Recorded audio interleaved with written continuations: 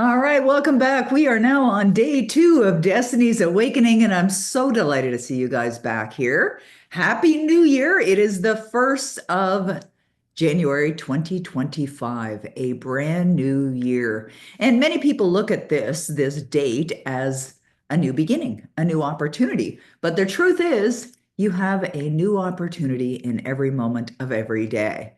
However, since we're here, let's get on with the work. So, today we're going to be diving into something called the Great Mindset Reset. But before we do that, I have a question for you. And the question is the following. And this is for those of you that were here yesterday, that were a part of day 1 of our event. I would like to ask you, what did you get out of it? Did it shift something within you? Did you follow through with the exercise? Was there something that you heard that really sparked maybe a desire that was within you? Maybe when I shared some of the testimonials, or you heard from June perhaps as we were going through the webinar, what was it that really sparked something within you? Did you have a moment perhaps where you just made a new decision that you're going to do something you've never done before? You're going to stretch yourself beyond your comfort zones. So let's take a look at what's in the comment box. All right, Mark said he set a bigger goal. Wow. I love that, Mark. That is wonderful. I love to hear that. Now, let me just say that Mark already had a pretty exciting goal. And so the fact that he decided to stretch it even bigger is an example of how, when you're in this environment, it creates a new awareness and it lights something up within you. In fact, Mark also signed up for the Destinies Mastermind. So congratulations, Mark. Great decision. Donna, too. She's right there beside you in the little boxes. We're so delighted to have you guys join us in this very special program, because we're going to be really helping you create those results. Donna, I saw the feedback that you filled in from the form. I was reviewing it this morning. I see all of that done for you with great ease, and perhaps even more as we're going through. So this is all very, very exciting. So let's see what else we have as far as feedback and comments from yesterday. Oh, Kathy says, I made a major decision to eliminate being stuck. What a beautiful decision. Did anyone else have that? Did anyone else feel like maybe you've been stuck and haven't really been producing the results that you want? Yeah, JJ, thank you. I appreciate the honesty. That's very kind. Yeah, and it's not uncommon. That's actually a pretty common one, is to feel stuck. And so making the decision, and this is very important, what Kathy wrote in the chat box. What she said was, I made a major decision.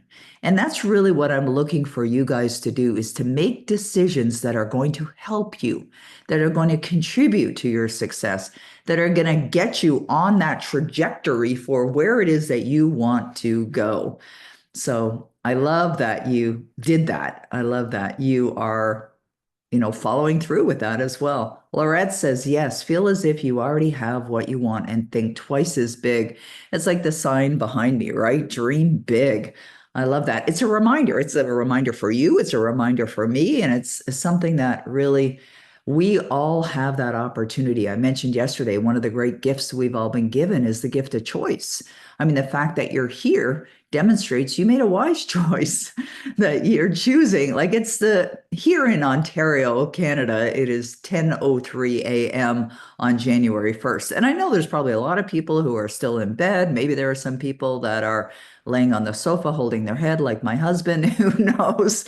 But nonetheless, not everybody makes a decision to do what you're doing.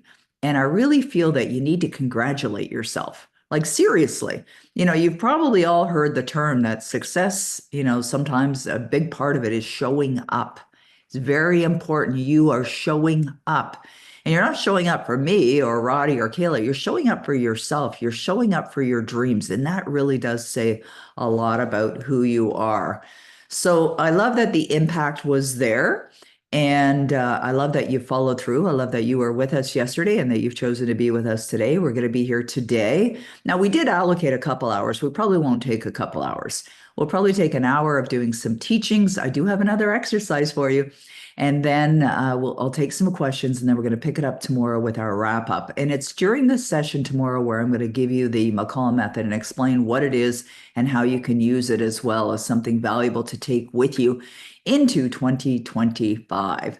So let's go back over to my slides because I really want to get into the lessons from today as well, because I know they're definitely going to serve you in big ways. Now, here's a statement that I heard many, many years ago, but let's really think about what does this mean for you? Do something today that your future self will thank you for. Now, what do you think that is? What are some things that you can do today? And I'm asking you to write in the chat box. What are some things that you feel that you could do today that your future self will say thank you for? What are some of the things that you could do today that your future self will say thank you for? Start typing them in the chat box, and I'm going to read them off as we're seeing some action. Okay. So here, Sylvie says, create a trust fund for my grandchildren. I love that. What a beautiful thing. Okay.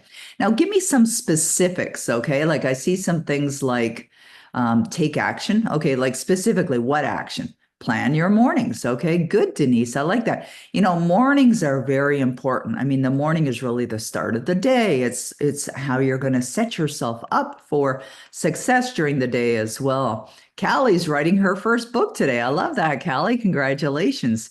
Oh, Christine's going to put her goal on a goal card. Beautiful, Christine. I love that. Okay. All right. Let's now I see there's a comment here about sometimes not easy to avoid toxic people and to stay in high energy and stay focused. So Judy, that definitely can be the truth. I mean, it is the truth for the world that we live in is full of toxic people. It's full of negativity. But what we do have control over, and I mentioned this probably multiple times yesterday, is how we feel. We don't have to let it in. We simply do not have to let it in. But I understand what you're saying. And there's definitely a lot of toxicity in the world. There's a lot of negativity in the world. But we can condition our mind to be so strong that we simply do not let it in. And that can become easy. And it becomes easy when you establish it as a practice. Eating less carbohydrates, says Dr. Sefu. Beautiful. Okay, great.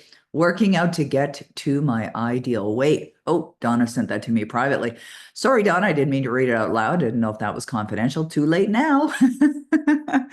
But yeah, I'm going to talk about this. The reason why I love when you guys give me your feedback is because it allows me to blend it into the teachings of the day as well. Ella, believing in yourself. I love it. Okay, writing every day, says Sharon. Beautiful. And JJ says, I've allocated today to complete my Power of Life script and to write for 2 hours every day until my New York Times bestseller is done. I love that. Beautiful. I got an email this morning from a client of mine. He's a surgeon, a medical doctor from Pennsylvania. And he sent me a message saying he was working on his Power of Life script as well. And this is a gentleman that I work with in private mentoring years ago, in fact, but I love that he stays committed. I love that he really, really stays true to continuing to create the greatest version of himself and live the life that he really wants to live. Cheryl's going to get outside in nature. That's a beautiful idea, Cheryl. That's excellent. Okay, write 2 pages every day, says Steph. Eat keto, wake up at 5. Okay, great. Create a stretch goal for 2025 and then stay focused on it, says Connie. I love that. I see you doing that with ease. Okay, set routines to work out and read my purpose. Beautiful, June. Anchor in the home practice of a body movement program. Excellent, Ellen. That's fabulous. Finish another chapter in my book, says Eva. Research short story options. Brilliant. Keith says, I'm going to follow my passion. Let it fuel myself towards success. Oh, that's brilliant. Love that. Barbara, make a decision or a commitment today that will have an amazing impact on your life. She means her life, of course. Rewrite my goals, says Michelle Snyder. I did that this morning as well. So I love that you're doing that. We're so in sync, you and I. All right. Let's see what else we have. Continue with my discipline of writing every day, says Elizabeth. Beautiful. Plan my day, my month, my year. Beautiful. I love that too.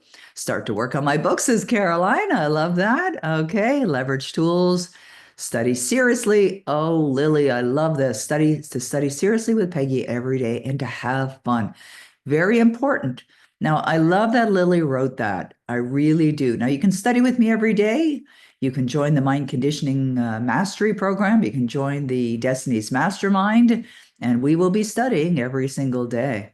Ria says to be here at Peggy's teaching to prepare for the new year. Beautiful. I think it takes practice, definitely. Okay, now there's a lot of messages here, and some are doing their Power Life script as well. So let's keep going. I want to keep going. Record my Power Life script, says Steph. Okay, great. Thank you. I read what you sent me last night. I really love it. Okay, beautiful. I like what Mark wrote here as well. Watch my daily interruptions and watch where my attention is every hour of this day. That is so brilliant. And Mark, I sent you a copy of, as you know, I sent you a copy of The Moment of Creation yesterday, and you're going to see there's some charts in there. Maybe they're charts that you're planning on using. And if not, take a look at that because the charts are included in the book and you can definitely begin to use them as well. And we're also going to be doing that in the Destinies Mastermind program. So this is wonderful. Okay, stay in alignment all day, says Dr. Larkin. All right, Durga, I see you doing that with ease as well. So alignment obviously is very important. We'll get to that. We're going to talk more about that in tomorrow's session. But today we're really in the building phase of understanding. We worked yesterday on the clarity, and today we're going to work on the identity and the great mindset shift, which is going to create the alignment with the vision that you've created for your 2025. So yesterday, it was recommended on day one of our Destinies Awakening that you write out a vision of where you will be a year from now, but you write it in the present tense. You write it as if it's already happened and how grateful you feel. And you're writing it as if you did accomplish these things. And so the idea behind that is to think big, to stretch your mind, to go to that place.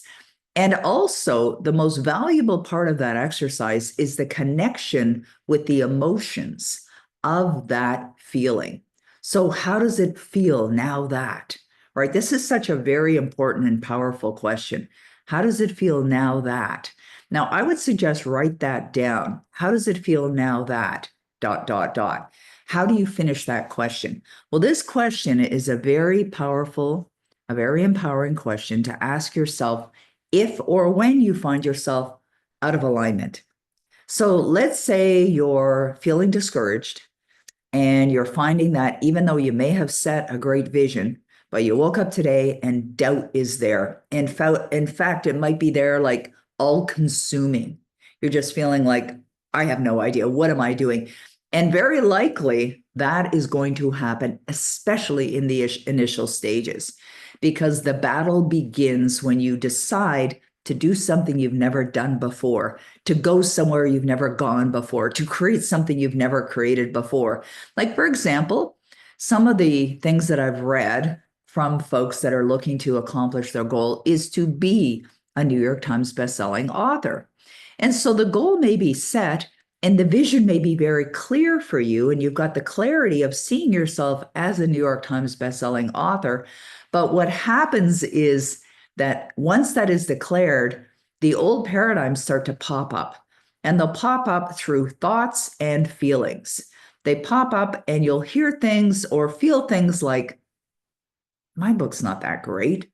Or who's going to want to read what I have? And I have no idea how to do this. I don't even have a following or an email list or a website, and you start pulling all the reasons why it couldn't happen or why it won't happen.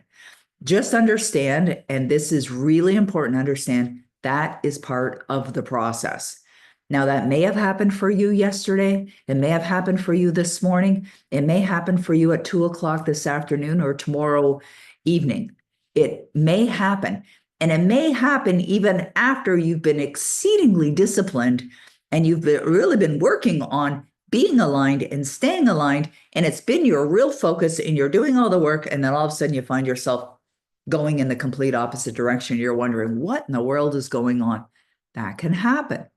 The reason why that happens, and we don't need to spend a lot of time really into this part of it, but I want to help you understand it because I find that when you have the understanding, it gives you more clarity as well. But the reason why it happens is because our subconscious mind has been built based on what we've taken in from the number of years that we've been on this planet. And so I'm 66 years young. And so my subconscious mind has been built based on what I have taken in over the last 66 years. Now, fortunately, 46 of those have been in this space of personal development. And for over 30, I've been in business in this space as well. So definitely because of the saturation of that materials, it's definitely pushed down old negative destructive beliefs. However, they are still in there. They're still a part of who I am. We can't extract them like a surgeon would do to remove something that is unwanted or hurting the physical body. It's always going to be a part of you. Hence the reason why these self-limiting thoughts pop up. But when you know that that's going to happen or that it may happen at any time, you can be armed and ready. Now, how are you armed and ready? You're armed and ready with tools like I just gave you, a question. You ask yourself a better question. So when you start to feel that doubt or you feel insecure, you're feeling like hopeless, just ask yourself, well, what would I really love to happen right now? What would I really love to happen? And then what happens is this takes you in a direction. Now, the direction is going to take you and is in the direction of, okay, my desire is already here. This is already done. Okay. So what I would really love right now is to know that that money is in my bank account, or to know that when I look in the mirror, I see the perfect version of my body toned and fit at the ideal weight. Or I need to know that I have those followings, or I need to know that my book is on the New York Times bestseller list. And so you go to that place. That place is in your imagination. That place is something that you get to create, because we have the ability to create anything that we want that's within the realms of nature, within the opportunities of our own thought. So when we go to that place of, I'm at the other side of 2025 and I'm looking back and I'm seeing the incredible things that I've accomplished, you become aligned with that. And then what happens in that event is that you're attracting everything that's requisite. This is where the fun really begins. And this is where the surprises happen too, because things will happen that will likely surprise you. I remember Bob Proctor and I having a conversation about that when goals would manifest. And it would be like, wow, I mean, I really had no idea how that was going to happen. I think about when I bought that house and I used the cash advance on my Visa to buy it, which is not an investment strategy that I am recommending by any stretch of the imagination. But I did it because I had to. It wasn't a test. It wasn't like I was testing the universe. So I know the universe works. And I know I can work in harmony with the universe. And I know that I, like you, have the potential to manifest anything that I desire. I was activating that. And that's what you're doing by declaring what your 2025 will be like and beyond. I mean, we're not just talking about 2025. And yes, we could imagine that we're at the end of 2025 and looking back. But as I mentioned yesterday, and as I will likely mention again, when you're going to manifest your goals is not something that we know. The gestation period is not a predetermined set amount of time. And the reason why it's not a set or predetermined amount of time is because for you to manifest your goal, or for someone else to manifest their goal, is going to be dependent on a number of things.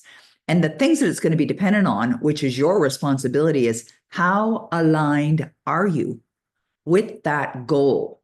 So when we're here to talk about you having a great mindset shift in your mind, this is what I'm talking about.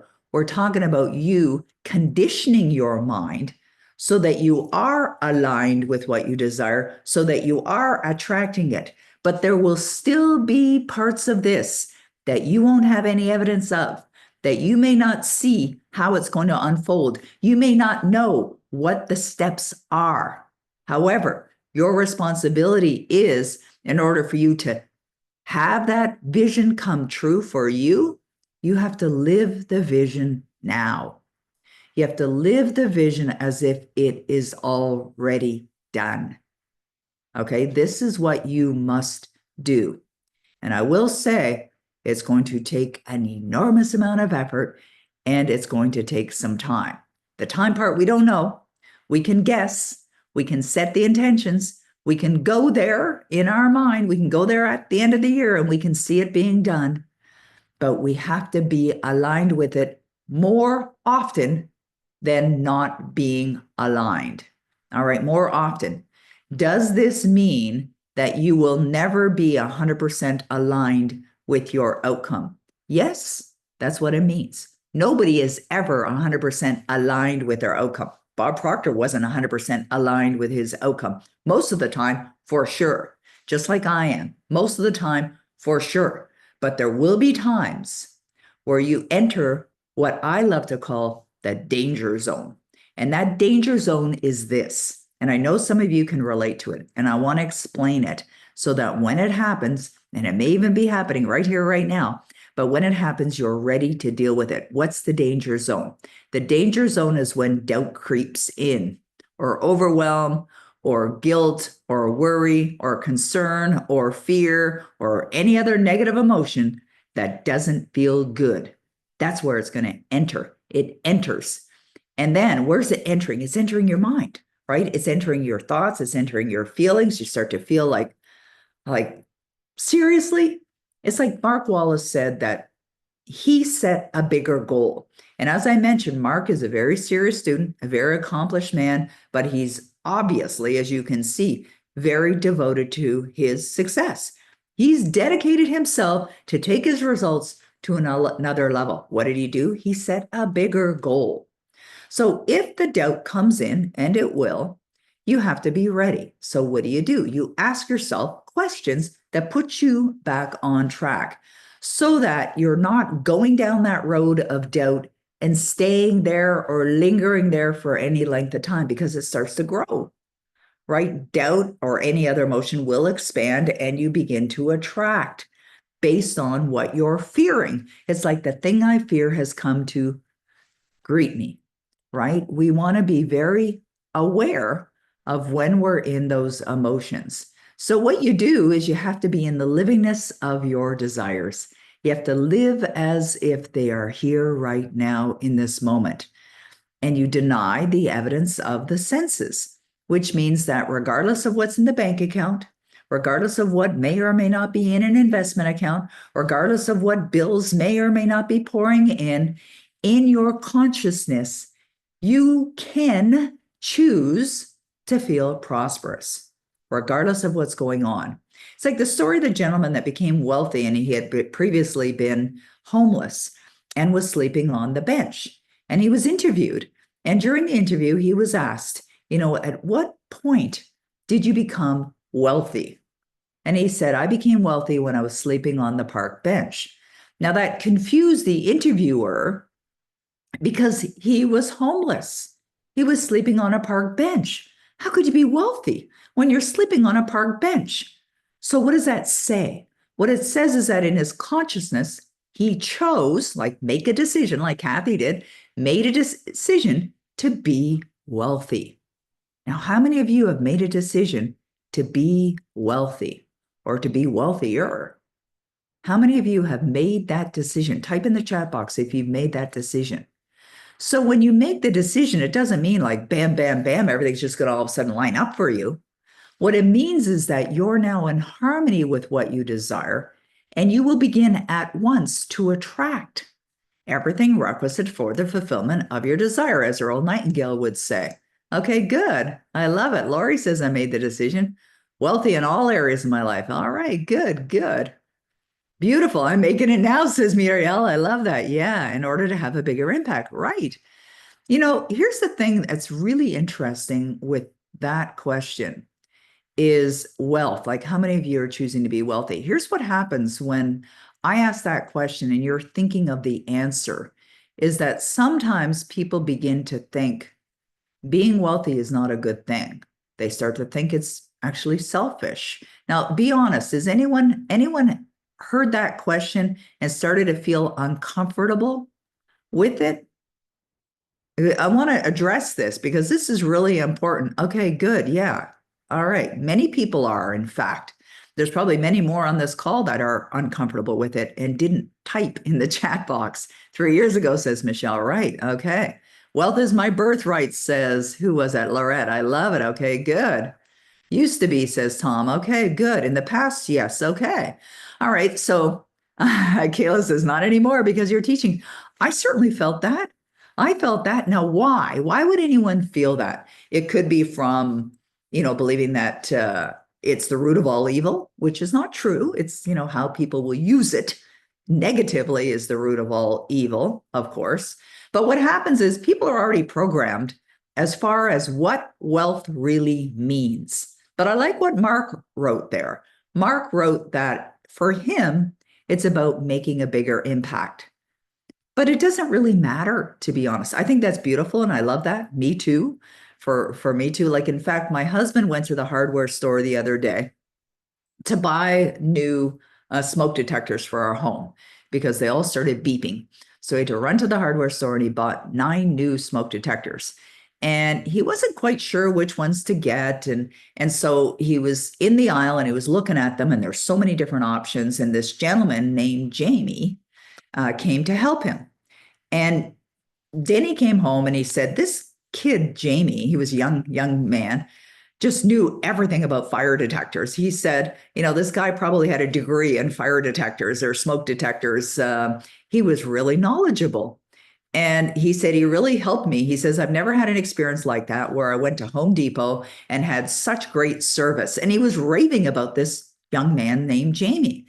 And I said, well, that's wonderful that, Jamie helped you that way. And he said, yeah, he was enrolled in the university here in Ottawa, and he was in an engineering degree, but he had to quit because he didn't have the money to continue his education. And I said, did you get his name? I said, I want to help Jamie. And, I said to Denny, I said, this is one of the wonderful things is when you have wealth in your life that you can do things for other people, whether it's making a bigger impact by bringing out your messages or for, I don't know, helping hospitals. I love helping the Children's Hospital. That's one of my very precious causes that I have. But when we think about wealth and you choosing to live a wealthy life, if you have any thoughts or feelings that don't feel good about that, recognize that that is an opportunity. It's an opportunity for you to build the belief system that will support you being wealthy and have it feel really, really good. You see, I know that if there is an underlying belief within you that is not addressed, like some people have, that it's evil being wealthy, or it's not a good thing, it's not a spiritual thing, they will sabotage. They may even attract some money into their life, but they will likely push it away because of that belief. That's why it's important to recognize, what do you need to believe in order to live the vision? And then program your mind. And I always point to the head, but it's the mind. The mind is really in the whole body. The mind is consciousness. So you program in your consciousness that you already have that which you desire. That's what we're really working on here today. But let me say, well, we're going to work on it here today, but there's so much more to this too. And I really want to encourage everyone that's on this call, if you have not yet joined Mind Conditioning Mastery, do it. Do it today. It's absolutely a phenomenal program.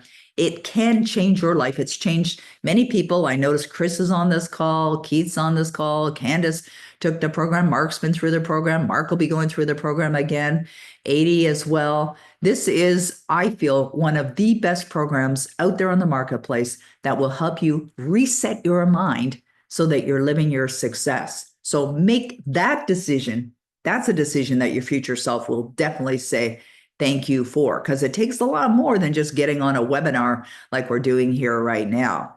So the foundation of a mindset reset is really your current results, understanding this, like your current results, whatever you've experienced in your life right now, not from a judgment point of view. We're not going to judge any of it.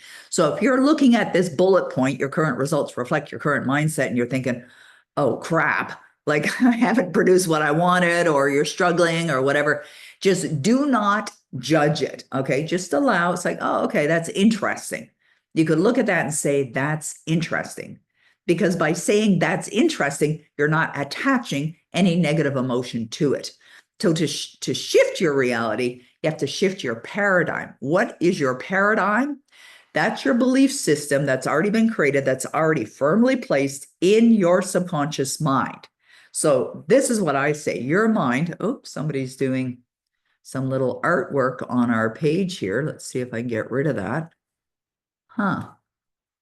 Okay. So whoever's doing artwork, if you cannot do artwork, that would be great. Oopsie. Okay. I don't know how to get this off my screen. Okay. Hold on one sec. Doo-doo. Anyways, we'll leave it there. We'll just ignore it. You know what? This is kind of a fun exercise. I'm kind of glad that that happened. Your mind is the most powerful tool you have. So let's rewire it for sex. For success. Yeah, some of you might want to rewire it for sex too. Are we having fun yet? All right. So your mind is the most powerful tool that you have. I'm glad that you're here because you have a conscious awareness of what that is. And I want to help you rewire it because that's what I did for myself. That's what many, many, many clients that have been blessed to serve have done for themselves as well. All right. Okay, there we go. I think I found the button that'll allow me to clean up this page. Clear all drawings. There we go. But you know what's fascinating? You know, with that experience that just happened where that drawing came from a member who's actually on the webinar right now. What's fascinating is this. I actually love that that just happened because let's think about our life, right? We're going along, things are going well, and all of a sudden, it's like the, you know, I don't, for many of you that remember records, like that had a needle that you put on, it's like the needle just went over the record, right? What happens for some people is that when things happen that are unexpected, you know, like that, what sometimes people do is this. They give all their attention to that line, right? They start looking at what's wrong with the page, right? And it just completely ignoring all the other good stuff that's there, right? They get caught up in the negativity. It's easy to do. I understand it. I used to do it too. In fact, I wrote about that in my new book, The Moment of Creation. My ex-husband used to say that, and I was definitely like this, that I would take a small problem, but I would make it big. You know, it's like he used to say, it's like you have a little stone or a little pebble and you make it like a giant boulder. And so, yeah, he was very right about that. And that was a habit that I chose to rewire my mind for success. So stuff happens along the way. Unexpected things occur as you're on this journey to your results. So this is why, you know, for those of you that have been in my programs for a while, you know that I'm often telling people, be flexible. Be flexible, be easy on yourself. You got to go with the flow.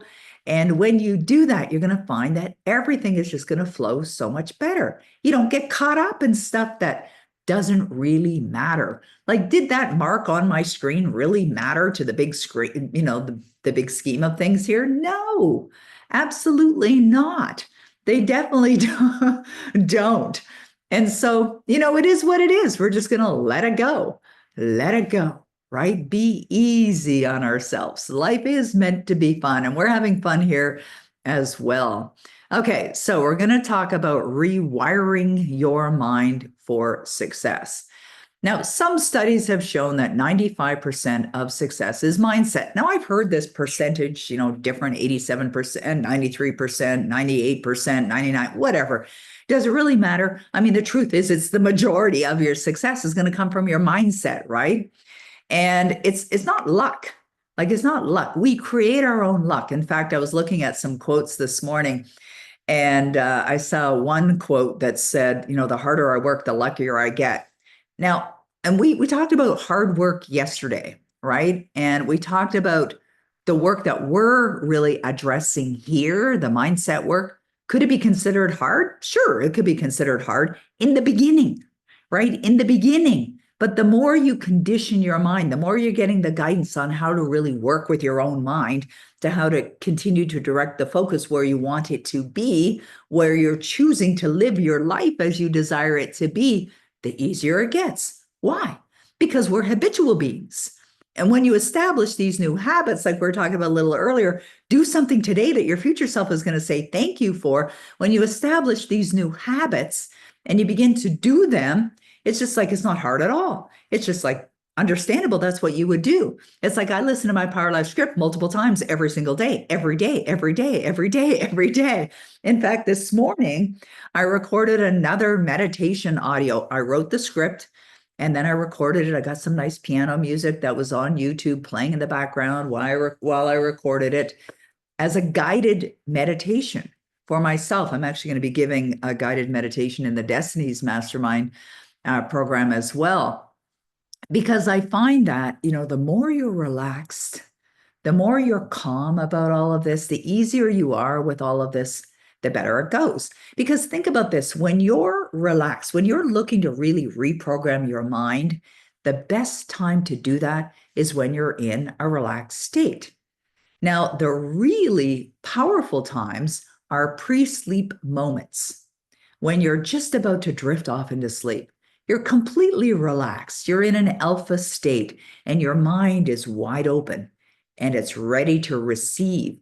And because there's no resistance going on, and resistance is the paradigms also putting up the battle, because there is no resistance going on. By the way, there's a whole class on resistance and mind conditioning mastery. Because there's no resistance going on, you're receiving the information. That's why I'm very cautious about what I will listen to.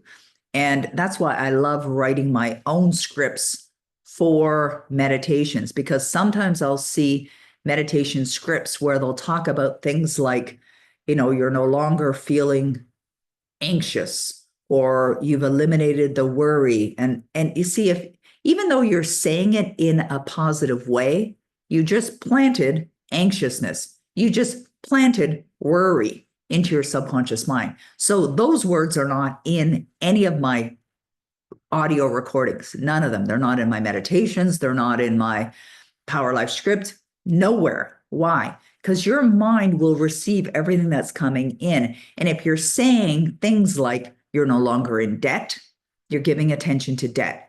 If you're saying you're no longer overweight, you're giving attention to being overweight. It's a little subtle thing, but it will make a big difference. So the skills and the strategies are definitely important for programming your mindset. And having the right mindset will govern your actions and your resilience, you sticking with it. And of course, it'll help you produce better results. And so if we think about skills and strategy are important. That's why we started out today with do something today that your future self will thank you for.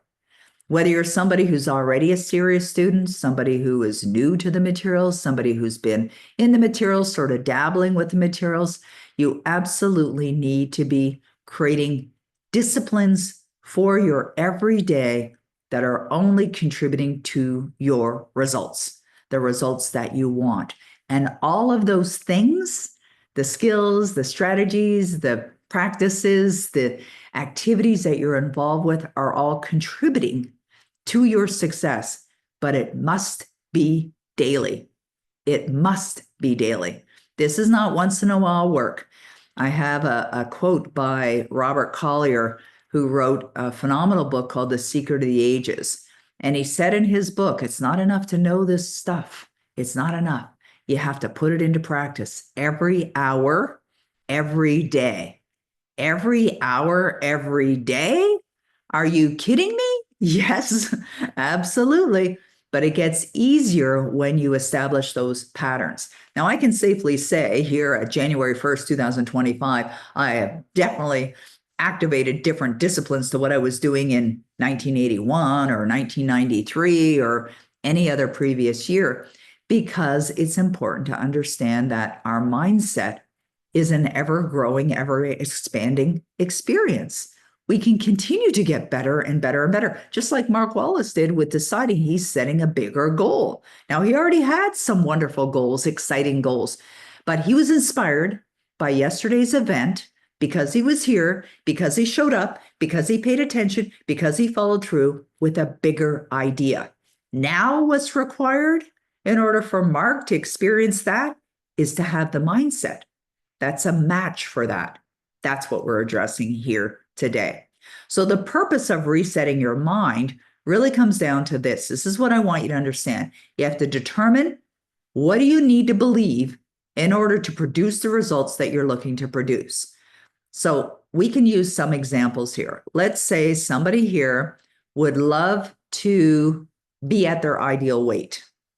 All right, because I know some people that are here, that's their goal. They want to be at their ideal weight. And so what do you need to believe in order to get to where you want to go? In fact, let's have some comments. Type in the chat box. What do you think you need to believe in order to be at your ideal weight? I won't tell you or give you some suggestions. I will in a minute, but I want to see what you guys write in the chat box, whether this is your goal or not. Just write something in the chat box. Let's see what we're, that I'm already there. Yes, Michelle Snyder. Yes. Okay, I have the perfect health. Yes, I love that Keith wrote in about the perfect health. Yes, yes, yes. That it's easy, says Hand. Yes, absolutely. Beautiful. I'm at ideal weight and it's wonderful. That I'm there, yeah, that I'm worthy of health and happiness. I like that, JJ. That's probably a profound comment, that it's already done, that it's easy. Maintaining my ideal weight is easy as well. Good one, Donna. I like that. Healthy food tastes good, Chris. A good one. You nailed that one. Isn't it true that a lot of people start to think, yes, I'd like to be, better shape or at ideal weight, but they also think it's going to be hard. I have to work my butt off. I have to exercise and I got to eat salads all day long and nothing tastes good. Like I really love that chocolate donut. And so it's true that people have those thoughts. That's why I'm asking you, what do you need to believe that that's going to produce the result that you want? Elizabeth says, fitness is my natural state. You know what? I love that Elizabeth mentioned that, because some people don't like exercising. They just don't like it, or they find exercising is hard, or it's difficult, or some other belief system. But if you believe that exercising is fun, it's invigorating, you always feel great when you exercise, wouldn't that change your approach when it's time to go exercise? Of course. So what I'd like you to do, thank you for all these answers. This is amazing. Yeah, I love it. All right. Good one. Okay, good. Okay, so what I'd like you to do is really think about this for yourself. So yesterday, you set some accomplishments, right? But you wrote it as a perspective of it's already done. This is already done. So what do you need to believe in order to live that life? What do you need to believe that would support you to produce that result? And so what is step 2? You write out the statements as affirmations. So what would be a statement? That it's easy maintaining my ideal weight and I am healthy. I like that Keith threw in the healthy part, because I've seen that happen with people too, where they had a target goal or goal weight, a particular goal weight, and then they got really sick. They got to their goal weight, but they got sick to get there. Of course, that's not what you want. So now I'm not saying that that is a statement that everyone needs to write, but what a wonderful idea it is to include healthy. Like when I'm declaring to myself certain goals, financial goals, healthy is definitely a part of it. I am happy and healthy, and then you explain what the goal is. And then you reaffirm daily with consistency and emotion. So how do you reaffirm these ideas so that they become your new paradigm, a part of your belief system? Well, that can be accomplished in a variety of ways. And the point that I want to make before I give you ways of doing that is that it must be felt with emotion. Okay, must be felt, because it doesn't matter what way you decide to affirm these beliefs into your consciousness, you have to feel it. You have to genuinely feel the emotion. So if you're saying it's easy, feel the ease. Feel as if it's easy. If you're saying you're grateful for something, feel the gratitude, like right here, right now. This process of resetting your mindset is applicable to anything and everything. So if we use wealth as an example, because I know many of you have financial goals. So when we think about the goals that you've set for yourself financially, whether it's to be a billionaire, as Pete has declared, or whether it's to amass a fortune, earn $1 million, whatever it is, what would you need to believe in order to produce that result? Now, what's fascinating about this question is the answers that people come up with. So let me ask you guys, if someone has a financial goal and they're looking to, we'll use the words amass a fortune, or to earn a considerable amount of money, maybe they're taking their annual income and making it their monthly income, whatever it is, what would they need to believe in order to produce that result? Let me ask you, what would they need to believe in order to produce that result? Yes, Donna, nailed it. There's a great one. I am worthy of abundance. Regina, it is already done. Absolutely. Brilliant. Let's see what else we have. Yes, Kayla said the same thing, that it's already done now, right? Money chases you in all ways, every day, all the time. Fascinating. I like that. Eva says, believe I'm worthy of this money and that it's already in my bank account. All right. Tom, I am enough. I love it. Susan, I am abundant. Beautiful. Patricia, I deserve to be wealthy. Marion, faith. Yes, you have to build the faith. But these statements will build the faith. All right. This is really what they do, is they build the faith. Munsa, I'm confident. I manifest with ease and grace. I love that, Munsa. Beautiful. Muriel, I am very rich. Yes. It's my destiny to live the life I want. Isn't that beautiful? I love that. It is. You're right, JJ. That it's easy to have, oh, they're flying off my screen, to have the amount of money that I desire. I love that, Maria. Beautiful. Synchronicities happen, for sure. They do. They happen because you're in harmony with it. Abundance is all around me. Beautiful, Elizabeth. I love that. I think that's significant what Elizabeth said here too, because we do live in an abundant world, but that's not the way people see it. What people that live with a lack mentality don't see abundance all around them, like Elizabeth just declared. And whether you do that now or you don't do that now, would that be a belief that could support you? Yeah, definitely. Michelle wrote, I have the money to do what I want with whom I want, whenever I want. Yes, and that's reflective of one of the things. I was working with a client a number of years ago, and he was telling me that he and his wife were struggling financially. And they realized that they wanted to attract more money into their life. So they began to declare as an affirmation that they had an extra $1,000 at the end of the month. So they started to declare, at the end of the month, we always have an extra $1,000. So in other words, they weren't living, paycheck to paycheck and feeling tight and squeezed all the time. So they started to declare that. And of course, they felt it. And within a relatively short period of time, they had attracted $1,000 more into their account. And they thought, wow, if it'll work for 1,000, it'll work for 10,000. And that's absolutely true.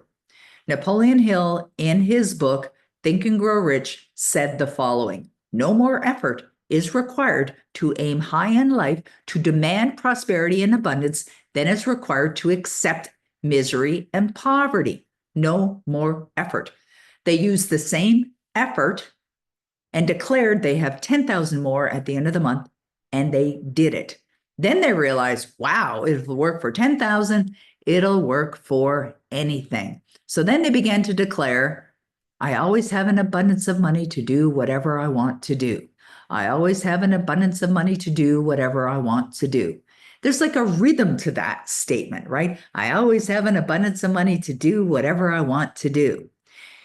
This can be a process that you engage in by saying that statement and feeling the words as if they are true for you, as a way to switch away from negative thoughts or feelings of lack to the feeling of prosperity.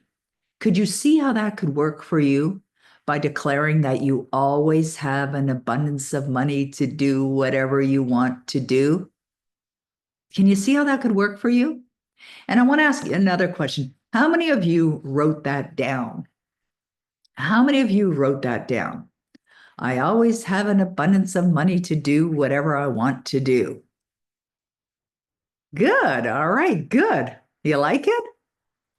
Does it feel good to you to always have an abundance of money to do whatever you want to do? Oh, I love it. Michelle says she listens to it on a recording. Yeah. Okay. Good. Now, some of you who have been perhaps students of mine or clients in private mentoring, you may already be doing this. And maybe you want to step it up a notch. Maybe you want to do it more often. Maybe it's your go-to solution. It's like this morning when my husband said to me, "Could you get me some Advil?" Why did he want Advil? He had a headache. Why did he want the Advil? To get rid of the headache. So this is like your pill, if you will. Pill, if you will. This is like your medicine, right? It solves the problem. And maybe not right away, because I know within seconds of Denny taking his Advil, the pain in his head wasn't immediately gone. But I'm sure if I walked out of this room now and asked him, "How are you feeling now?" his headache would be gone because it worked. Dr. Larkin said, "Absolutely. I've written it many times. It's one of my go-tos." I love that that is a go-to. And that's what I want to suggest. Singing it. Yes, Elizabeth, have this be your go-to. And just like Durga, Dr. Larkin did, write it, right? Could this be something that you decide you're going to write out multiple times a day? Sure. But if you're going to write it, make sure you're feeling it, because it doesn't matter if you're writing it. You want to be feeling it. All right. This is really, really important to really determine what are the beliefs necessary for you to get to where you want to go, to write them out and affirm them every single day. And as Robert Collier said, not once in a while, every hour of every day. Every hour of every day. Now, we're going to be going to questions in a minute, but I want to share with you some more success stories. One Me, who I know was on yesterday. If you're here today, One Me, let me know. Tell me if you're here. I'm looking at my screen right now, so I'm not sure if she's here. One Me has been a client of mine for a number of years now. I love her. She's amazing. I wrote about her in my new book, which is The Moment of Creation, coming out in 2025. And I wrote about her, and I wrote about 80, and I wrote about Sherry Dunn, and I wrote about Mark Wallace, and I wrote about Michelle Snyder and Connie McIntosh. I wrote Marion Panna. You're in there too, actually. I'll tell you about that when we meet next week. But I wrote about them because these are all people who followed through, right? One Me joined my Skipping Levels program a number of years ago and then repeated it and then repeated it. And she's a Destiny coach. She's been in all my programs for many, many years now. And she went from modest goals to manifesting significant financial and personal breakthroughs by daring to dream bigger. In fact, on Monday of this week, we had a mastermind meeting, and she was in her new home in Texas. When we started working together, she was not even on this side of the world. She was living in another continent, but she had a dream, and her dream was to have a home, own a home in Texas. And she's there now. She was showing us on Monday, and she manifested it.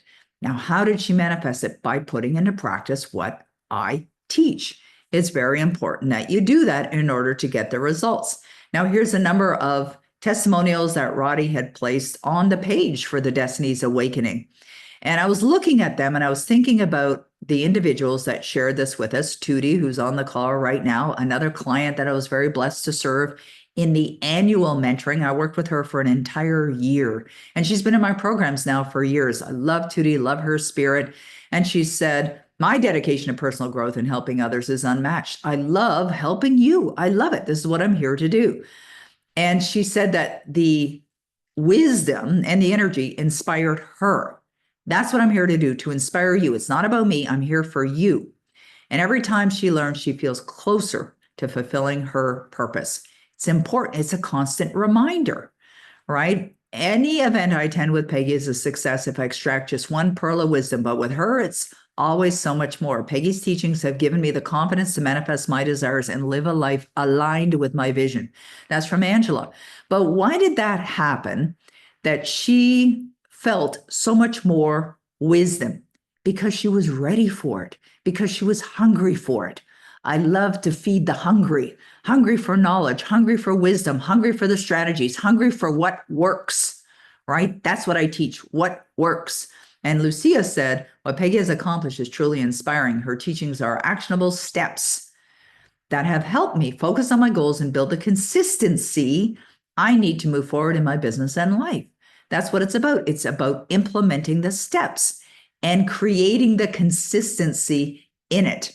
And Candace Springfield, who is an absolute amazing woman, like she absolutely stands out as one of the most wonderful clients that I've ever served because she follows through. You know, one of the things that we do is we give assignments. We want to ensure that you're working this. It's not enough to just show up and listen and nod your head and maybe take some notes. I want you to follow through. But she's talking about her progress in her personal and professional life have skyrocketed. It's been life-changing because she did the work, right? You got to follow through. She's been in the programs. She is in the programs. That's what is important. You got to follow through. So it really is the identity that you have of yourself, which is part of your belief system. How you believe you are, what you believe about yourself is your identity. Who you believe you are is going to dictate the results that you attract. Now, we saw in the comments section a number of people talking about deserving and worthy. Deserving and worthy. This is a big one for many, many, many people. I've worked with a lot of entrepreneurs who want to either build their business, expand their business, get in a new business, or create success. Work with a lot of authors over the year. In fact, somebody joined my Epitome Author program yesterday. That's an option as well. You can certainly look at epitomyauthor.com. If you'd like to become a successful author, you can absolutely join that program too. It is available. And so when I think about the people that have created the success, did they have the belief that they were worthy of it or that they deserved it? Not in the beginning. I didn't either. When I wrote my first book and I told my parents I was writing a book, they're like, "You're writing a book?" And they thought it was a joke. Now, those are my parents, right? You would think that your parents would be supportive, but it is what it is. But I got to a point where, because of the training that I'd been involved with, the conditioning that I had in my own mind, I didn't need anyone else's approval. It doesn't matter what anyone else thinks of you. What matters is what you believe about you. That's what matters most. And so you have to build the belief of what you're worth. And your success is worthy of you. It is. You have the ability, because you're living, breathing on this planet, to create anything that you want, no matter how old you are, whether you're in your 60s, 70s, 80s, 90s, or whether you're 15 years of age, 22. It doesn't matter. We all have the same ability. I've had people come to me and ask me, is it too late for me? Like, too late? You're breathing. Of course it's not too late. You could turn your life around like that. I think about Kathy, and I referenced Kathy yesterday, a lovely, lovely woman. I'm so blessed to know her, to serve her. She was a private mentoring client as well. And I shared with you, she also wrote a great book. I also shared with you that Kathy had been diagnosed with Parkinson's. I think it was about 5 years ago now. And this year, she had gone to the doctor. They ran some tests, and they said there's no sign of it in her system. Now, as far as I know, there's no cure for Parkinson's. Now, we can hear stories of this all day long, of people that overcame debilitating physical experiences. And whether they're a physical experience or whether they're evidential in your results or in your bank account, it doesn't matter what it is. If you want to shift your life, first shift your self-concept. So you have to build the identity of the person who is already successful. You identify as that person. One of the things that I wrote about in my new book, which I've never written about before, is something called anchoring techniques. Now, I'm going to be talking about this in the Destinies Mastermind program, because this is a new program that I just launched, that we're starting classes next week. So in Destinies Mastermind, we're going to be getting more into the anchoring part. But anchoring, think about what is an anchor. An anchor is something that, if we have a boat, right? Every boat should have an anchor in that boat. And when you want to stop and stay in place, you drop the anchor right into the water, and it's supposed to hold this boat. Now, anchors are usually relatively small things compared to the size of a boat, right? Well, an anchor could be something that you're using to really solidify and keep you in the spirit of the person that you have decided to become, right? So I wrote about something called steps, anchoring steps, that every step you take, you anchor in. I am wealthy. I am successful. Whatever. I mean, it could be one affirmation, could be multiple affirmations. Like when you get up from this call here, you're going to be walking somewhere, right? When you get out of bed in the morning, you put your feet on the ground and you begin to walk. What if with every step that you take, you reminded yourself to anchor in an identity statement that really served you? Wouldn't that be a wonderful thing to do? How many of you like this idea? Type in the chat box if you really like this idea and find it to be a valuable idea. All right. Okay, good. All right. How many of you are going to do it? More importantly, how many of you are going to do it? All right. Good. Yeah. JJ's already started. Are you walking around the room, JJ? Keith says I'm going to do it right now. I love it. You guys are amazing. This is wonderful. Tell me, are you getting great value from what we're doing here today? Have you already got great value from what we're doing right here, right now? Yes? I love that. Ooh, Roger's here. All right, Roger. Priceless, Keith. Oh, beautiful. I love it. I love it. I love it. Do you know that I wrote in my journal how grateful I am, how wonderful this event was today? I went into the future and I brought the future into the present because I'm here to serve you. I'm here to serve you. I'm going to give you everything I've got. All right, everything I've got to help you get you to where you want to go. It's my mission, but I can't do it without you. You got to join me. You got to join me. You got to allow me to serve you even more. It's very, very important. I love this Lily Tomlin. I love Lily Tomlin. She is such an amazing woman. She says, I always wanted to be somebody, but now I realize I should have been more specific. Now, I put that in there because, yes, she's funny and yes, she's humorous, but there's some truth. There's truth to what she's written here, right? And so when I think about what you did yesterday with deciding on how you want to live your life and now to be that person, you've got to live as that person. So here's your exercise for today. And then we're going to open up for questions. All right. So I want you to imagine your future self. Now, yes, yesterday you wrote about what you've accomplished. Yes, yes. But I want you to really speak about you as a person. You're going to write a letter to you, congratulating you, talking about how amazing it was that you established some wonderful disciplines following Peggy McColl's guidance, that you became confident, that you began to relax more, that you were really effective at switching away from the negative over to the positive, that you're now conditioned in a way that has put you on a trajectory of success, that you now know and believe that you are worthy of everything that you desire, that you as a person have attracted everything into your life because of your belief system, that you walk every day as a successful person that you're choosing to be. You speak as the successful person that you have chosen to be. You act as that successful person that you have chosen to be. You are the successful person that you have chosen to be. Write an identity statement. You can call it concept of self. You can call it a self-image statement. Call it whatever the heck you want to call it. Doesn't really matter. The exercise is to write about you, but you're going to write a letter to you, to the wonderful you. Like, Sherry, I'm so impressed with what you accomplished this year. You and Jasmine are now a known brand all over the world. Your books are not only on the New York Times bestseller list, but they're all on there.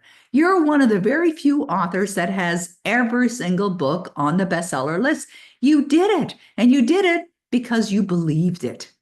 You knew that this was your destiny, and now you're living your destiny. I love your commitment to success. I love how fun you've created this wonderful life for yourself. I love how you inspire others to do the same.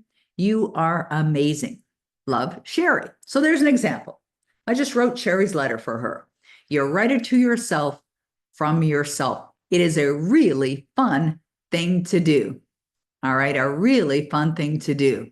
I love that. All right. Yay, Michelle Snyder just joined Mind Conditioning. I love that. Now, there's a woman who knows how to take action.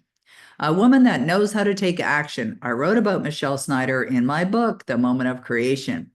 So I am going to take your questions right now. I know we already have one that Roddy's been gathering them, Kayla probably too. But if you're ready to really keep the momentum going, do what Michelle just did. Join Mind Conditioning Mastery right now. Get in that program. You can start the lessons right away. There will be assignments. And yes, we're going to be getting back to you on all of them. You submit your tasks. I see them all. I want to see where you're at. I want to see if you're still in your own way. I want to help you get out of your own way. I want to give you the guidance that you need to condition your mind for mastery. That's why we called it Mind Conditioning Mastery. We previously called it Mind Conditioning Accelerator. We changed the name and we added more classes and we spread it out over 90 days rather than 30 days to add more value. All right. And we kept the tuition still low. You could probably take a program like that for a considerable amount more, but it's not about the money. It's never about the money. It's about the win. It's about the change. Like when I think back, when January 1979, I was blessed to work for a company in Toronto. I was born and raised in Toronto, Ontario, Canada. And the company that I worked for had hired this gentleman to come in and do a kickoff event. I didn't want to go. I had a bad attitude. I was, pretty miserable person. And I was in debt at the time too, very young. I was 20 years of age at the time. And the gentleman that they brought in to, do this kickoff event was Bob Proctor. And he did a 3-hour seminar on an evening. And at the end of the seminar, he offered an 8-week program. And I did not have the money to take that program. But I went to the back of the room with my credit card, sort of very hesitantly, and I gave him my credit card. And I was like a little bit sheepish. Now, back then, they didn't have the machines that will immediately decline if they're over the limit, but mine was probably right at the top of the limit. And I just put it in anyways. I thought, I've got to do this. I just felt intuitively guided to do this. And it felt uncomfortable. It felt very uncomfortable to make that kind of decision when I was already, in a way, choking in debt. But I'm so glad I did. That was a decision that my future self is still thanking herself for. And when that 8-week finished, I took it again. And when that 8 weeks finished, I took the course again. In fact, it got to a point where I said to Bob Proctor, because I was there in the front row at all of his seminars, I said, Bob, if you're ever not feeling well, I can probably get on and deliver what you say verbatim, because I had studied it so much. I was just so passionate. And if he recommended a book, I devoured it. And if he suggested some audio cassettes, I would buy them and I'd burn them out and have to buy them again because I wore them out in my cassette player, because I was so hungry for the knowledge, not for the knowledge itself, but for what it was doing for me in my life. And that's the value. There's no price you can put on this. Absolutely no price whatsoever. The value you get is something that is priceless. And sure, there's some people who can say, I tripled my income, I 10 times my income, I doubled my income, I attracted my soulmate, I bought my dream home. And we got stories like that. We could go on with those stories all day long. But what it really does for you, what these materials, and I know because I'm living proof of them, is it changes your life in every way. It has this wonderful positive ripple effect. That's incredible. That's magnificent. And what happens also is you end up influencing those around you, like your family members as well. What is that worth to make a positive impact on your family members? Maybe while you're doing it, you may even want to bring your family members in as well. Or you might want to consider private mentoring. Private mentor. We got people on this call that have been in private mentoring with me. And they can tell you the chat box is open. If they want to say something negative, they could say something negative. I doubt that they will. And I hope that they wouldn't. I can't imagine why they would. But private mentoring is also something that's available, something that is a possible, like Tootie did to work with me for an entire year, like 80 is doing, working with me for the entire year, like Dr. Hanan is doing, working with me for an entire year. That's available. It's possible. Or you might want to just start with a 3-month term. And yes, in some of the options, we do include the programs as well. So you can check those things out. I know Roddy is putting the information in the chat box so that you can certainly check out those things. Yeah. All right. Let's go to the questions. All right. We have a number of questions that have come in already. We have 3, so I'm going to address those. The first one's from Regina. Is it possible to manifest our goals in a short amount of time? Starting to lose faith that it can truly be easy and fast. All right. So starting to lose faith means that you're going in a direction you don't want to go in. So just put the brakes on and choose to build the faith. Now, the part that we don't know is the gestation. Like, how long does it take? So the question is it possible to do it fast? I'm going to tell you this, and I want you to really listen to what I have to say, because this is very, very important to what we're addressing here in today's event and in everything that we do. Your manifestations can be instant. Your manifestations can be instant. Do you know what I mean by that? Does that make sense to anyone? Donna knows what that means. Yes. Okay. Donna, can I bring you in? Would you mind if I bring you into the spotlight? This is Donna. Donna is someone that I love and appreciate, someone that is very devoted, very dedicated to taking her life to another level. In fact, yesterday she joined Destiny's Mastermind. So what do I really mean by that, Donna? Well, it made me think of something that I just had read somewhere recently where we're manifesting all the time. Like we're like just lifting my arm. I just manifested that. I thought to lift my arm, and then everything starts working through and it goes through my body, and I lift my arm. Right. So we're doing it all the time. We are. You're absolutely right, Donna. We are doing it all the time. And I think about, what you sent in. I'm not going to give away any of your secrets in the email that I read this morning about your goals for 2025. So if we think about the things that you're looking to accomplish in this year, and you know that they are done in your heart, and I know you know how to do this because you're a very serious student. You're also a Destiny coach. So this is the example of instant manifestation, right? Because you embrace it, you accept it now. It's like that question, how does it feel now that, right? How does it feel now that you are doing this or that you've done this? How does it feel now that? That creates the instant manifestation. Right. It exists already. Everything's done. Creation's over. And Yeah. I love it. have to Beautiful. align with it and bring it into reality. Perfect. Perfect. Perfect. Thank you. I appreciate you adding that value there, Donna, because I know you love to add value wherever you go. Thank you. That was wonderful. All right. And you know what Donna said there is very significant.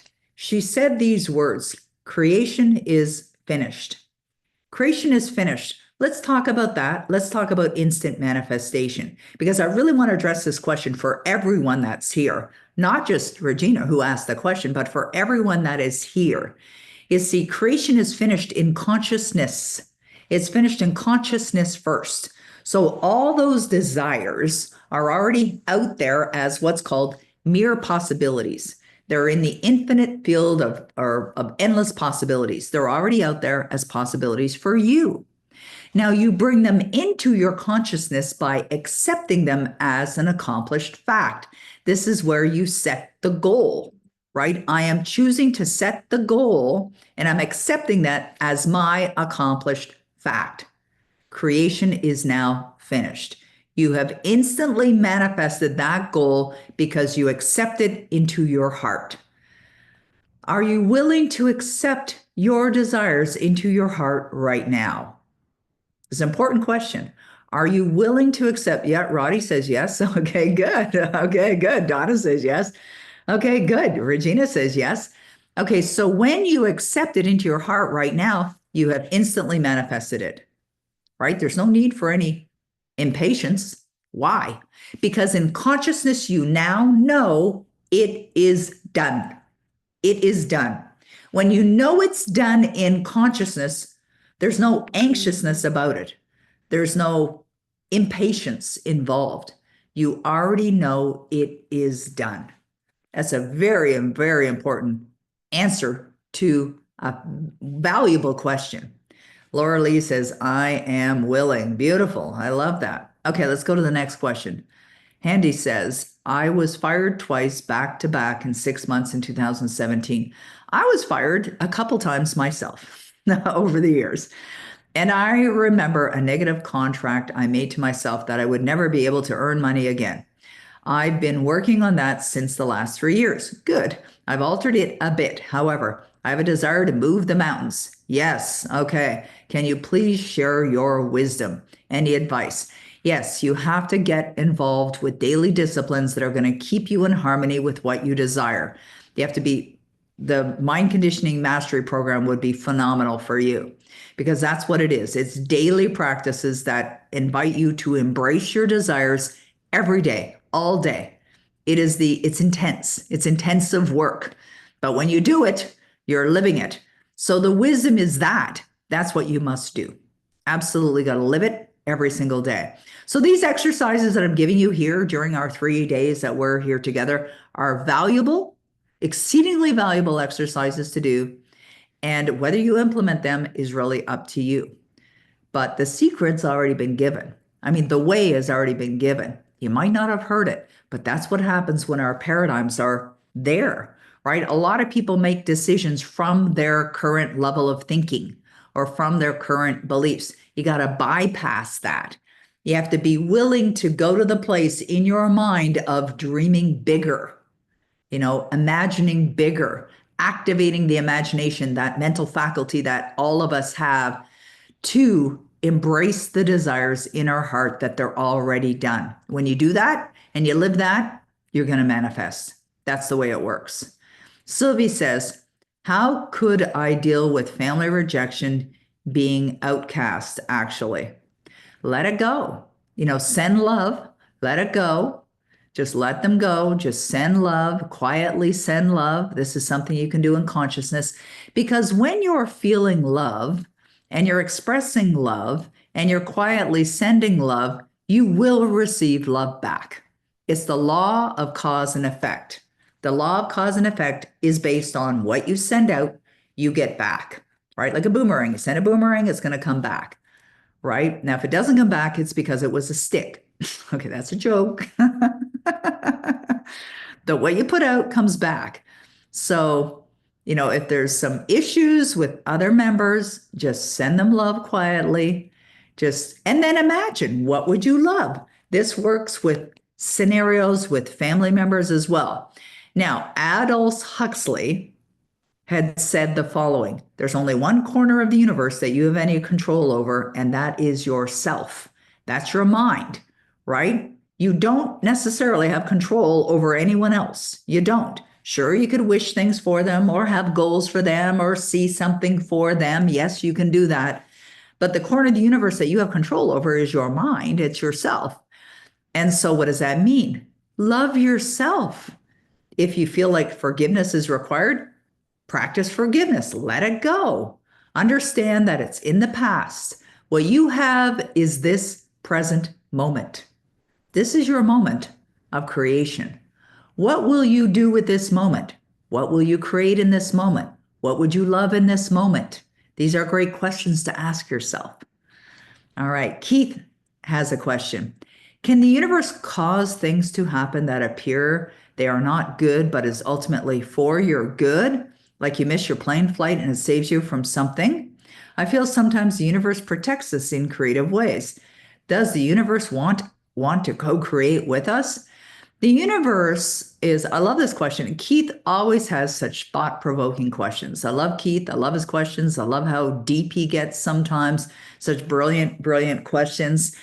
And so does the universe cause things to happen that they are not good, but is ultimately for your good. Now, there are people on this planet that really believe that we attract everything in our life. We attract everything in our life. Do I believe that? Yes, I believe that. But I also believe that we may not understand it. We may not understand why did that happen, right? And we have to be cautious of that because something may happen that is not desirable. And you may be sitting there going, whoa, what role did I play and what showed up in my life? You may not know, and you may never know. In fact, I'll give you an example. It's not necessarily a positive example. In fact, it's anything but I'll give you an example of this, where a very, very good friend of mine, this is going back to 1999. And this was a woman who I had met. She became a client. We became very close friends. We're still friends to this day. And she was, at the time, I was a single mom with my young son, Michelle. She was a single mom with her two children. Her husband had died suddenly. And she was a businesswoman. I was a businesswoman. She traveled sometimes. Her son was in a special Olympic school. He was an athlete and he was training to be in the Olympics. And so he was away from home and he was a teenager. She had a young daughter who was 11 years of age. And I invested a lot of time with her. And when Diane would go away on trips, I would have her daughter Sandrine with us. And she became an important part of our family. We spent Christmases together. We were very, very close. And in fact, I took Sandrine on a vacation with me and my son, Michel, one time. When she was 11, she was in a school bus accident and she died. Now, that is the most horrific experience that any parent ever has to go through. And at the time, I got the call that Sandrine had been airlifted by a helicopter to taken to the Children's Hospital here in Ottawa. I got the phone call. I immediately drove to the hospital. Diane was in Toronto on business at the time. She got the call. She was delivering a seminar. In fact, Diane and I had been delivering seminars that weekend for an Olympic Synchro Canada swim team. I was doing the mindset training. She was teaching about international protocol etiquette and the topics, some of the topics that she also spoke on. And so I had done my training and I came home. She was still there. She had another client. And so she got a call that her daughter had been in an accident and she flew home immediately to Ottawa. When she arrived at the hospital, Sandrine had a brain injury. And what happened was the school bus, she was in a school bus, she was on her way to school. The school bus was hit by a driver that had had a heart attack while he was driving and died while he was driving his vehicle. His vehicle was in motion and it hit the side of the school bus. The school bus was turned around and rolled 3 times. Now, school buses don't have seatbelts. And so Sandrine's head hit the top of the school bus and her brain started to swell. Excuse me. No one else was hurt. Strangely enough, no one else, none of the other kids or the driver were hurt, but she was. And so when she was taken to the hospital, she was alive, but on life support. And her brain was swelling. So when Diane got to the hospital, I was waiting in the waiting room. I'm not the mother or a blood relative, so they didn't tell me what the situation was. But when they told Diane, I could hear her screaming from down the hallway. And she came into the room and she said, how did I attract this into my life? Now, there's an example. I don't have an answer for her. I still don't have an answer for her. We've discussed it, in hindsight. Like her father, Sandrine's father, had died just a couple of years earlier from cancer. And Diane had said that there were times that Sandrine said, I want to go be with daddy now, had said things like that. Was that it? Maybe. So there are certain things that you may not understand why it happened, right? Immediately after Sandrine had passed away, I was at Diane's and we got a phone call from another friend who said that they wanted to start something called the Sandrine Gift of Life. And the focus was around building awareness for organ donation. And this program went national. It became very, very big, and it increased people for signing their a driver's license to donate their organs.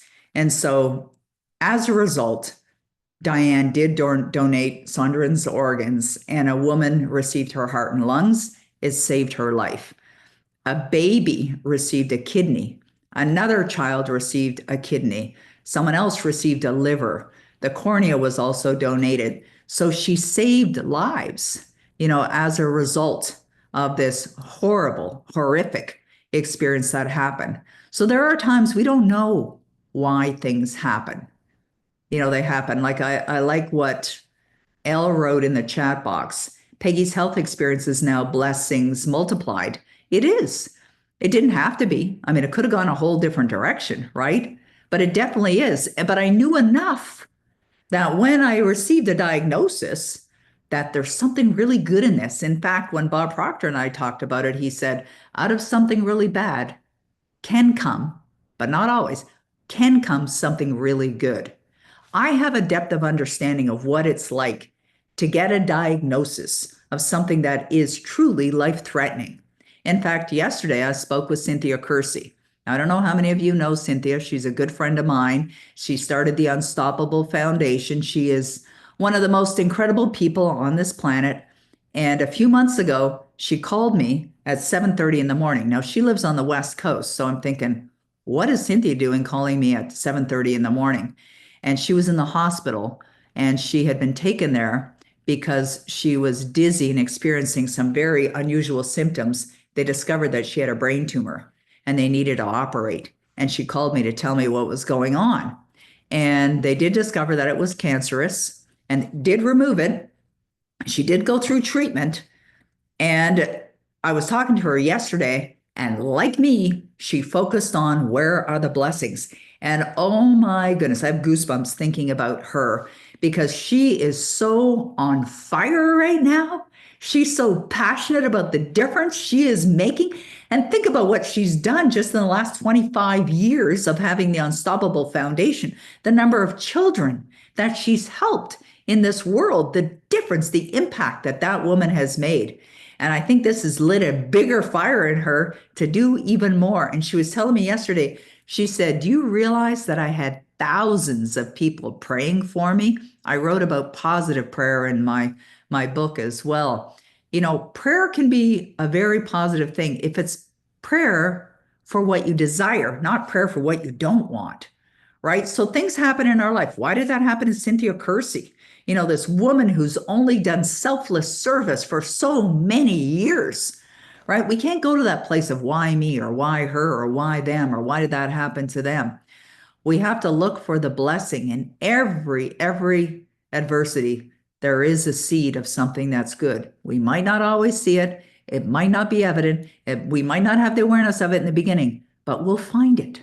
We'll find it when we look for it. I know I got a little bit extended on the answer to that question, but I really wanted to give you a little bit more for that. So things are going to happen in the universe. We may not have any understanding of why that happened. Could it happen for our good? If you look for it that way, we can look for it that way. We can choose to have it be a blessing. That's what I suggest. Okay, we've got 1, 2, 3, 4 more questions here. Ria has a question. I have a question. What I did understand is that paradigms and negative thoughts that we are programmed with from an early age stay with us for life. We cannot overwrite them. Oh, I love this question. Thank you, Ria, for asking. Yes, they are there. They'll always be a part of you. But don't allow that to be something that's negative or scary or whatever. Like when I think about my programming and the way it was, up until I got exposed to Bob Proctor and his wisdom and his teachings, it's always going to be a part of who I am. But I allow it to serve me. I allow it to help me serve others is really what it does. Because I know what it's like to feel like you want to give up on life. I know what that feels like to just want to end it all. I know what it's like to go to sleep at night and cry yourself to sleep because you think you're worthless, right? I know what that's like. So it gave me that understanding. I'm not going to go there or be there. It's there, it's dormant. It lies dormant. So it's not a matter of overwriting them. You're creating new paradigms, a new belief system that has so much focus and so much emphasis of it. The other ones we can't even hear because of the energy that we're giving to the new paradigms. That's what we're choosing to listen to. That's what we're choosing to engage with. That's what we're aligning with. So, yeah, they're always going to be a part of you. That's duality, right? I was texting with Durga about that this morning. Duality. Understand it's a part of who you are. There is good, there is bad. There's up, there's down. It's just part of the world that we live in. It's the polarity of things. You're going to have negative thoughts. You're going to have positive thoughts. What you want to be doing is this. This is what Neville Goddard teaches. Mastery of self-control of your thoughts and your feelings is your highest achievement. That's written in one of his books. Mastery of self-control of your thoughts and feelings is your highest achievement. Okay? That's what we do here at Dynamic Destinies. We want to help you master the control of your thoughts and your feelings because it'll help you do anything. When you've mastered your mind, you're going to realize that, man, you can do anything, anything. You've heard the term anything you set your mind to. Your mind isn't just your brain, it's your thoughts, it's your feelings. Bob used to say, if you can hold it in your mind, you'll hold it in your hand. Absolutely true. Very true. Okay, let's go to the next question. Marion says, please explain more about the belief system. Be very concrete and give some clear and detailed examples. I love it, Marion. Okay, Roddy. By the way, we got to get Marion registered if you haven't done this already in the Mind Conditioning Mastery program because he's in private mentoring. So we want to make sure that Marion has that answer in spades. So Marion, that's a wonderful question, and it is addressed over the 12-week program. Now, I'm not, avoiding your question. It's a very, very good question. But in a short matter of minutes, we're not going to be able to answer that question. All right. We're not going to be able to answer that question. So I'm going to answer it this way, is that if you want to know more about the belief system in concrete, clear, and detailed examples, you got to get into the study. You got to get into the depth of the study and apply what you're learning. Okay. So our belief system is what we believe about the world. It's what we believe about ourselves. It's what we believe about our potential. It's what we believe about others. It's what we believe about the future. And it's something that we have created. All of our beliefs have been created based on what we've taken in through our senses. Okay. And so examples of that we've been talking about for the last couple days in our sessions here. Belief of being worthy of something. That's an example. That's an example. Like for anyone that's created success, right? Like I think about Sherry. If you don't mind, Sherry Dunn, I'm going to use you as an example. Sherry is the author of several books, and she is also building a very worldwide brand around her kitty cat, Jasmine. And so, Sherry, are you okay? I'm going to bring you into the spotlight here because I think we can use this as a great example. What do you believe about you that has allowed you to write the books that you've written, to release them to the world, to do the work that you're doing with the shelters, and to continue to pursue the goals that you've set for yourself? What are your beliefs? Well, I have kind of an advantage because, as everyone knows that knows me, I had a mother that taught this same information to me.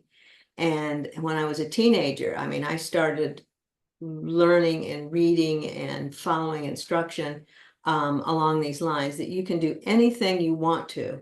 I was never told as a child, oh, you're a girl, you're not good at math. Those things just weren't there. Now, when you get out into the world, you have people that will tell you you're not good at such and such, but you just don't believe it. I have if I might just share one sentence, I have a card here and I keep it on my desk. It's from my mom. My mom's not alive now. She lived to be 95. But one of the things that she said is, you are a smart and competent woman with the ability, intelligence, and drive to achieve your dreams or heart's desires. And Wow. that's, I keep that because I just know it's true, because I've seen what she did with her life. And I got to believe in myself, because there's Yeah. not a lot of people there are people that believe in you, but there's always a yes, but in there. And Mm. believe in yourself, then you're going to succeed. I love that, Sherry, because what you're saying is that your mother believed in you and you decided to buy into that. You could have rejected it and you could have continued to reject it and continue to reject it and continue to reject it. But you just held up a card that your mother wrote, who is not on this physical plane anymore, but you held on to it because it affirms and reaffirms what you now know to be true. It's Yes. like I was saying yesterday, or a few minutes ago, not yesterday, a few minutes ago. Our belief system is created based on what we're taking in. This is an example of that. You chose to take in that information over and over again until it became a part of what you believe about yourself, That's true. right? It's like that statement, if you hear something over and over again, you'll start to believe it, right? Even if it's not true. People say something over and over again, even if it's a lie, people will eventually believe it. And of That's course, and my mother was always, I mean, she was kind of, in one way, she was always bottom line kind of a person also. And she'd say to me, well, if that's the way you feel about it, that's what's going to happen. And I remember a quick story. I remember I worked for NASDAQ stock market, and I came home one day, and I always called her once a week. And I said, oh, guess what happened? I said that I have to start taking a blood pressure pill.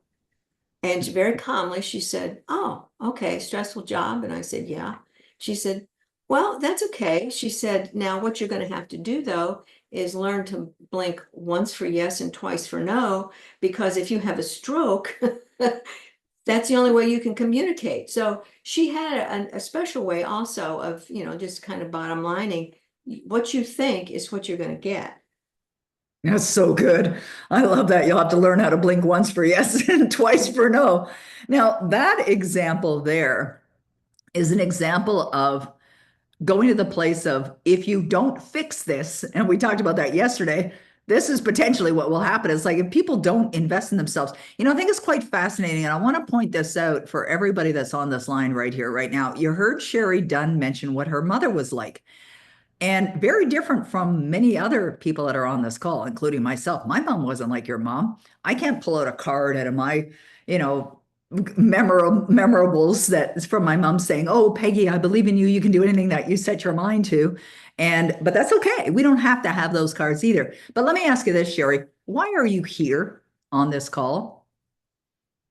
Because you can never, I don't think you can ever listen to these principles enough. And it's a repetition thing. A lot of what you're reading, I've read before. My mother, I pulled a book off her bookshelf when I was a teenager down visiting her, in my 20s, I guess, visiting her. And I said, it was, I don't think it was Napoleon Hill. I forget, because she had many, many books on the subject.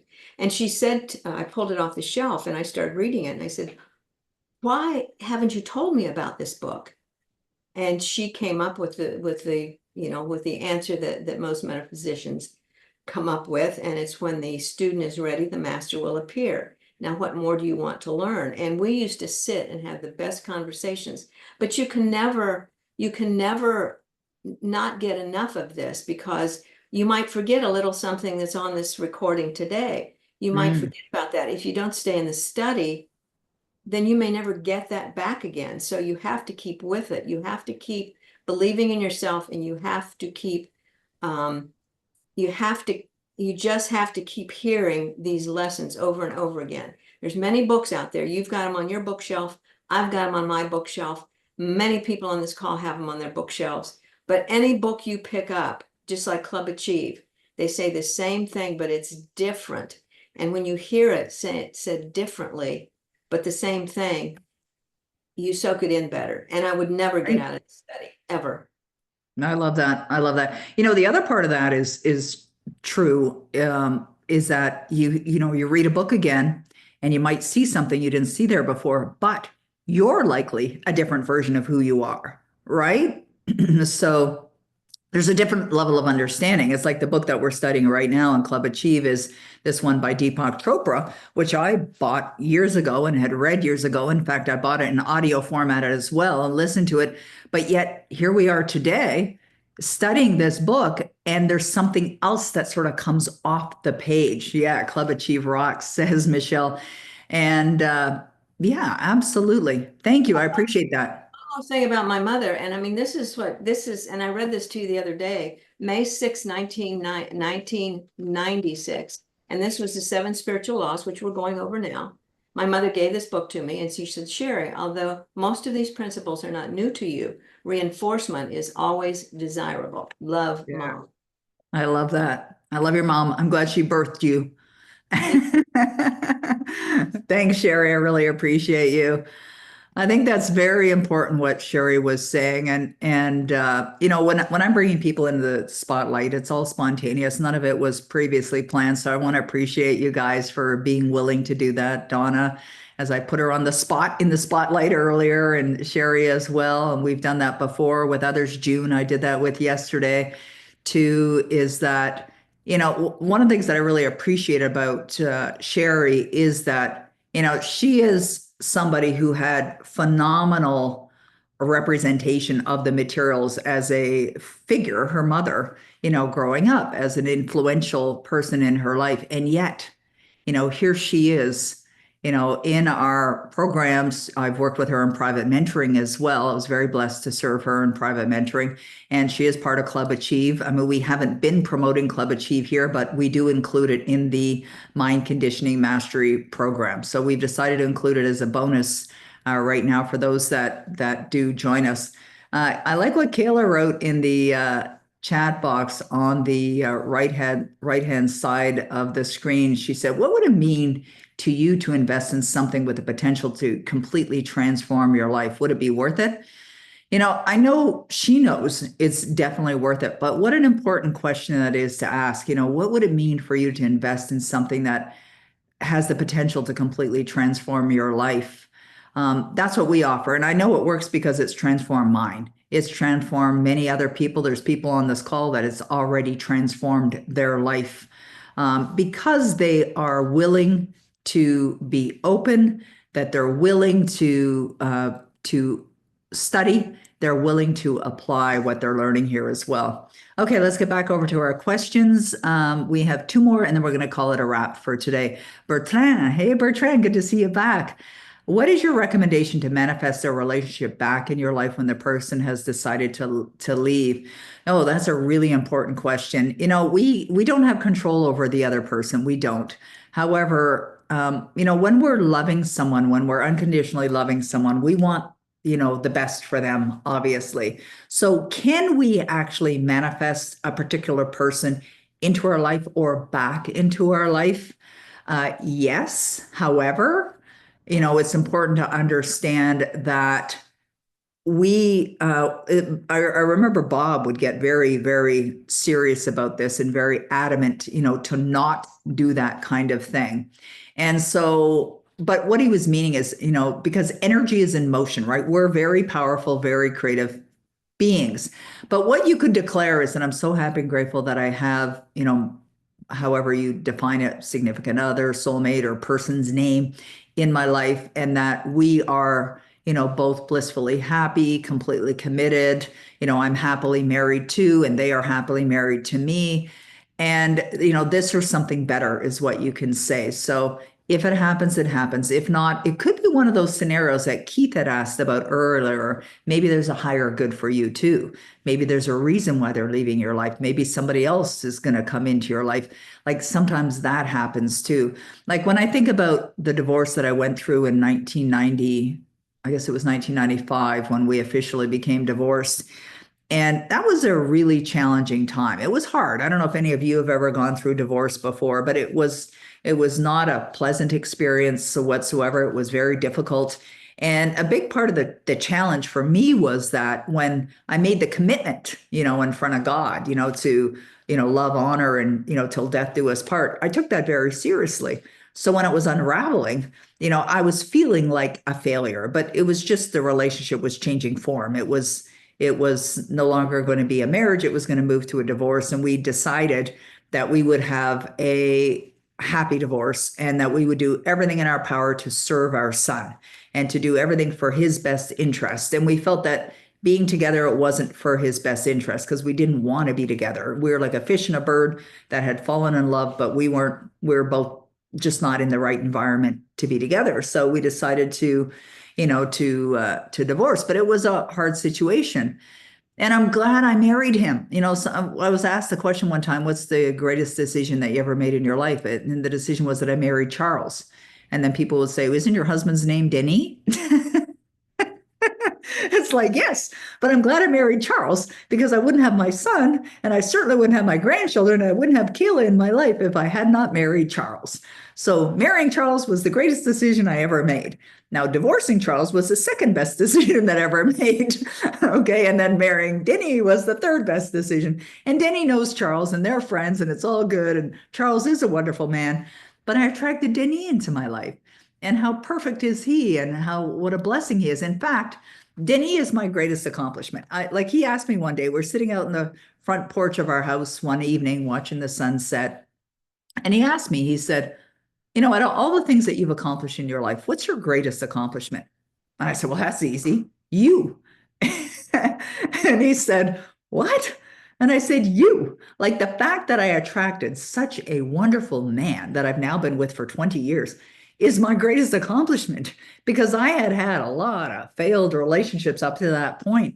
And I love being in love and I love having my husband in my life and I love being married and I love the union that we have and I love just the way we are together. I mean, Kayla can tell you what we're like together. It's kind of cute. We're kind of a fun couple because as you hear me talking about, last night we went out for New Year's Eve and yeah, he was partying and drinking. He's got a headache today. I didn't drink. I didn't party. But it's not that I made him wrong or he made me wrong or come on, have a drink, have a drink. Like he didn't do that. And he wasn't condemning me for not partying. And I did manage to stay up till midnight, which is a miracle, I think, because I don't usually see midnight, but I did.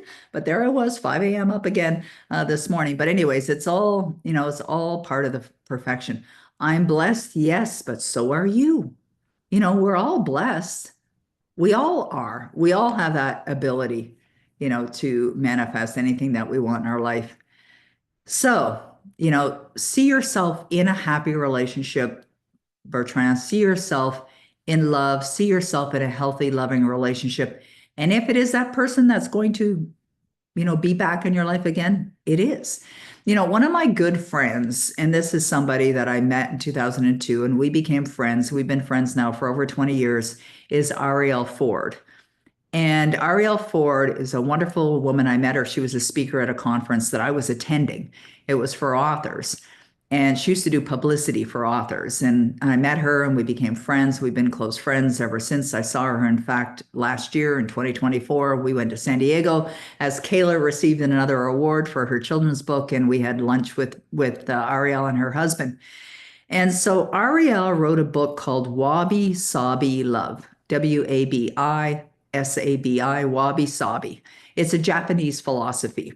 And Wabi Sabi Love is, and there's a story actually in it. One of the story of me and Denny actually is in the book.